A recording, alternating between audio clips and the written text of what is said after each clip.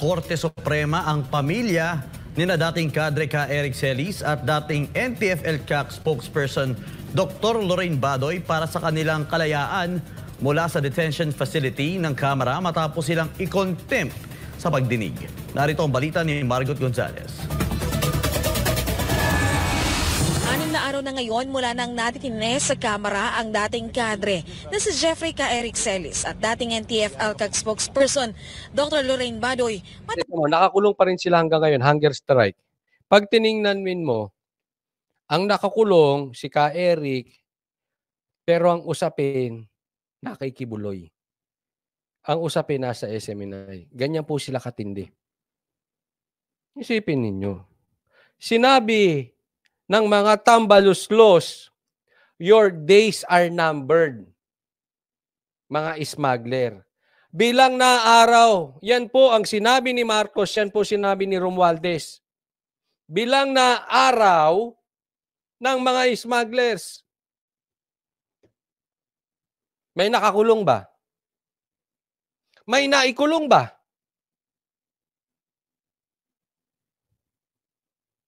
Sinong nakakulong? Si Ka Eric. Smuggler ba yan? Tingnan yung gagaling ng asal ninyo. Ang dami nyo sinasabi tungkol sa smuggler. Ang inasikaso ninyo, dahil balat sibuyas kayo, yung nagtatanong, ang travel expenses mo, 1.8 billion o 2 billion. Grabe, balat sibuyas ka, Brad. Tapos silang makontempt habang dinidinig ng House panel ang prangkisa ng SMNI noong nakaraang linggo.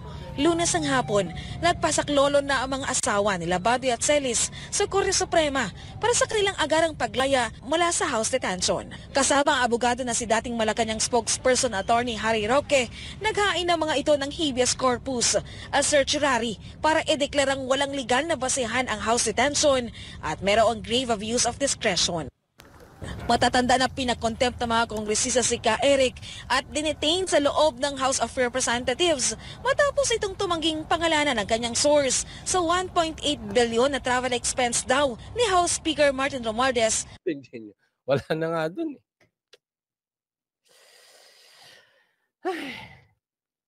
Hindi ko na malaman kung ano. But if you will ask me, grabe ang politika ngayon. Naawa ako sa mga Pilipino. Bagamat lahat tayo sa pool dito, pero ang pinaka sa pool dito yung mga talagang mahihirap. Paano nasisikmura ng isang politiko na ang daming mahirap tapos sila sobra-sobra? Hindi ko po sinabing ninakaw nyo yun. Pero yung the fact na sobra-sobra kayo, tas ang daming mahihirap. Ewan ko kung anong klaseng puso meron kayo. Habang si Badoy ay kinontempt dahil sa naging sagot nito sa advertisement ng programang Laban Kasamang Bayan. Ayaw nyo pang napupuna. Para sa kampo, illegal ang naturang House detention. Malinaw po na illegal. Unang-una, hindi po dapat mapilit ang mamamahayag na ibunyag ang source niya dahil nga po sa... Ayan yun. Ako naniniwala ako dyan. At yan, dapat kahit kayo ABS-CBN, GMA, kayo maka Duterte, kayo maka Marcos, kayo maka Dilaw, kayo maka Laos, kayo maka Kadilima, hindi kayo dapat natutuwa sa nangyayari ngayon. Kayo na tinatawag nyo pang poetic justice o karma yan, hindi po. Posibleng karma sa SMNI. Pero, pakadelikado niyan. Babalikan tayo lahat niyan. Pag hinayaan natin na busalan ng mga politiko ang mga mamamahayag, posibleng para sa'yo, Dilaw. Ang masaya lang naman dito, Dilaw na poetic justice. Yan, sinabi ni Llamas yan. Ito si Llamas, ang tindi talaga ng bunganga nito. Poetic justice daw yan at saka pwedeng karma yan para sa'yo. Pero babalikan ka niyan. Mamaya, dahil hindi nyo pinagtanggol ang karapatan ng mamamahayag, instead na kundinahin ninyo ang ginagawa sa SMNI, tinatawag nyo pang poetic justice. Baka mamaya, sa inyo naman mangyari. Sotulo at dapat po bago magpakulong, binibigyan muna ng pagkakataon na marinig ang mga resource persons sa Kamara. Tunay pong makapangyarihan ng Kongreso, tunay po na meron silang kapangyarihan magpa-aresto na wala pong indefinite period of time. Pero meron pong mas makapangyarihan sa mga congressman at congresswomen, yan po ang saligang batas. At narito kami sa Korte Suprema para dumulog sa Korte Suprema para muli panindigan po ang Buti yan, nagdemanda na sila at nilapit na nila sa Korte Suprema. Sa katunayan nga, parang duwag ang para sa akin, duwag ang aksyon ng Kamara. Wag po kayo magagalit mga Kamara, ha? Para sa aking opinion lang naman. Kung mali ako, so be it. Pero karapatan ng mamahayag ang magkaroon ng opinion. At in my opinion, duwag po yung ginawa nyong step. Dapat yan, dinimanda nyo sila. Ayaw nyong idemanda eh. Gusto ninyo sa inyo. Well, anyway, hindi na kailangan idemanda. Yung kampo na mismo nila Attorney Roque at saka nila Ka Eric ang magdedemanda. primacy ng ating saligang batas. 20 years kaming nasa kilusan. Alan and North America, maraming salamat sa stars. Buong buhay namin for 20 years nasa kalye. Nagmamarcha at nagsumisigaw na ibagsak ang gobyernong ito. Ngayong sinusunog yung mga FPJ ng mga presidente. Nagbalik loob kami sa gobyerno ni Ka Eric dahil alam namin na mali yung ginagawa namin lumalaban sa gobyerno. Ngayon, nagtatanong lang si Ka Eric, hindi nga kami naikulong nung nagmamarcha kami. Ngayon, nagtatanong lang siya. Nung nagmamarcha sila, nung dating sila ay mga rebelde, hindi nakulong. Ngayon, nagtanong lang nakulong. Yan po ang leadership ninyo, Romualdez. Ngayon, kung sa tingin nyo tama yan, so be it. Kung kami ang mali, so be it. May tanong lang po ako, tanong lang. Yan ba ay makatao? Asaan ang Christmas spirit ninyo? Magpapasko. Yung mga smugglers, asaan na?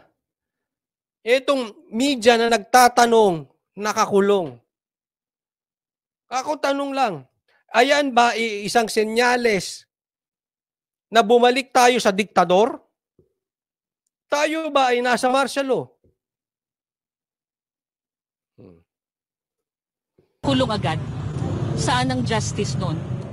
Sana mapakinggan kaming wala silang ginawang masama as far as yung ating batas is concerned. Naniniwala naman ang mga petitioner na agad na aaksyonan ng Korte Suprema ang kanilang apela. Paano ka hindi magiging emotional dito?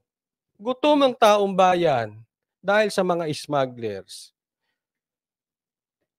Ang nakakulong, hindi ko sinasabing tama si Ka Eric dito. Hindi ko tinasabing tama ang SMNI dito. Hindi ko sinasabing inosente si Kibuloy dito.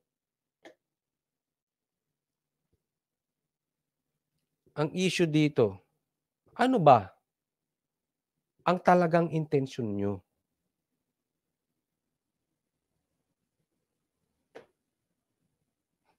Imbis na kayo ay nagpapakita ng ebidensya, imbis na pinakukulong nyo yung mga dapat ipukulong, nakafocus kayo sa mga media na oposisyon. Ayaw nyo na magsalita ang oposisyon? Gusto nyo dilaan lang ang puwet ninyo? Gusto nyo oo ng oo? Gusto nyo yes sir, yes ma'am?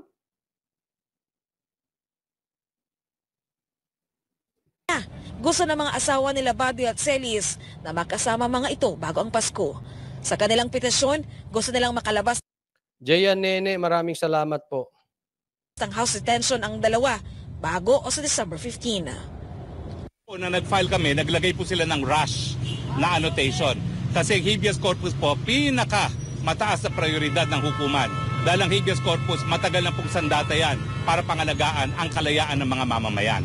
So naniniwala po kami na didinggin kaagad ng Korte Suprema to dahil ito nga po ang pinakamataas na prioridad sa ating hukuman. Ngayon, malalaman natin asa ng panig ng Korte Suprema. Kasi ito, minamadali nila dahil magpapasko na nga naman. Gusto nila aksyonan ito agad bago mag-15. Sabi, nauna pa yung kung nagawang aksyonan itong hinaing demanda kay PRRD na Makabayan Black, aksyonan nyo rin itong mabilis. Tayo po'y magbantay. Makikita naman natin kung asaan ngayon ang Korte Suprema. In the spirit of Christmas, na siguro in God's will, masusolusyonan agad ito. Gusto niyo po makasama sa kaso? Siyempre, ang ina ni Ka Eric ay noon pang Martes hanggang ngayon na umiiyak umagat hanggang gabi. Kaya ang labang ito ay hindi lang para kay Wala ko ang laban na ito ay para sa iyo.